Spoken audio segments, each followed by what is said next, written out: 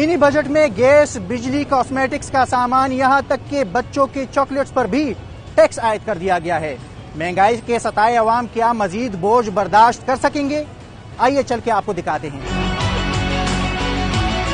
सबको आलमी अदालत में ले जाया जाए, उनका खड़ा एहतसाब किया जाए कि उन्होंने कर्ज क्यों लिया, किस लिए लिया और कब वापस किया और कब वापस करेंगे।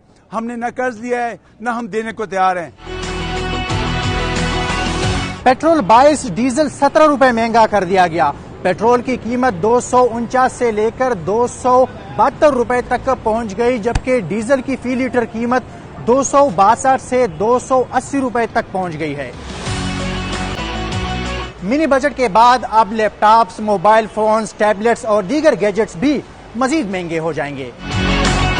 2 दिन पहले यहाँ पे आया था तो मैंने एक मोबाइल का रेट लिया तो उन्होंने मुझे यही बोला था कि मतलब आपको ये 28,000 पे मिल जाएगा।